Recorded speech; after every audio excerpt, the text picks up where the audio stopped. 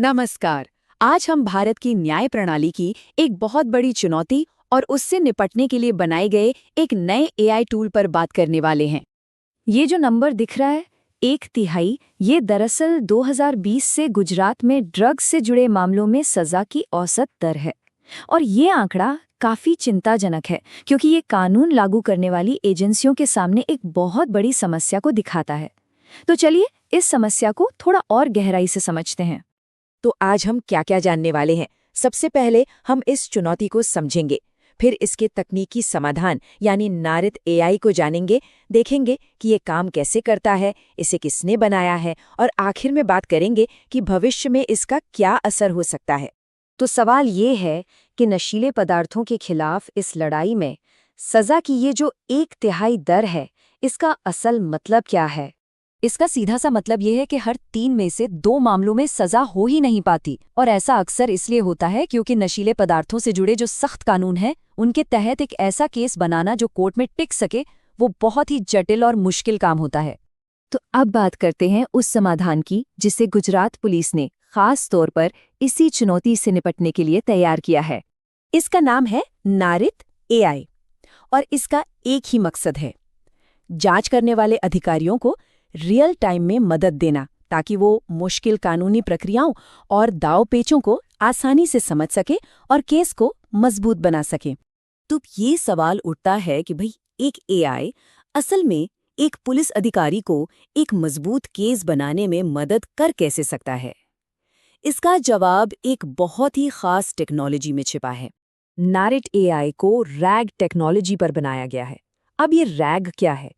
इसे ऐसे समझिए जैसे कोई एक्सपर्ट एक ओपन बुक परीक्षा दे रहा है, और उसकी किताब कोई आम किताब नहीं, बल्कि कानूनों, अदालती फैसलों और सरकारी सर्कुलर की एक बहुत बड़ी और पूरी तरह से भरोसेमंद लाइब्रेरी है।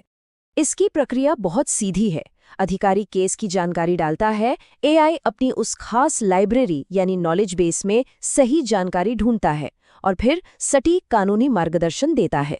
तो इससे ये पक्का हो जाता है कि एआई की सलाह सिर्फ कोई अंदाजा नहीं है, बल्कि वो स्थापित कानूनी नियमों पर आधारित है। और यही सबसे बड़ा फर्क है।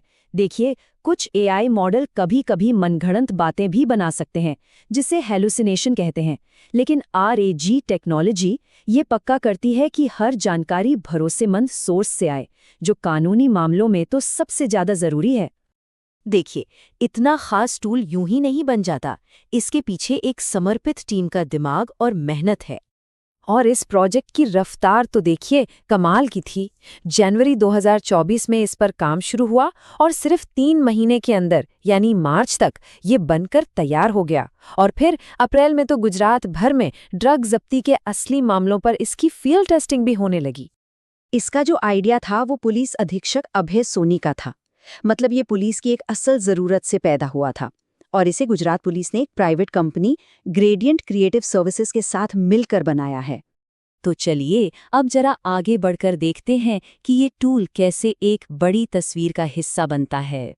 तो सबसे अहम बात ये है कि ये टूल कानूनी प्रावधानों, पुराने केस के फैसलों और सही प्रक्रियाओं को एक साथ लाता है, और ऐसा करके ये सीधे तौर पर उन मूल कारणों को निशाना बनाता है जिनकी वजह से सजा की दर कम है। मतलब अब अधिकारियों के पास एक ऐसा साथी है जो उन्हें तुरंत वो गहरा कानूनी ज्ञान दे सकता है, जिसकी मदद से वो ऐसे केस बना सकते हैं जो अदालत में मजबूती से टिक सकें। और यहीं पर यह सफ़र हमें एक बहुत ही दमदार सवाल पर लाके छोड़ देता है कि टेक्नोलॉजी और न्याय के बीच ये जो रिश्ता बदल रहा है, वो आने वाले समय में कानून और न्याय की दुनिया को किस तरह से बदलेगा।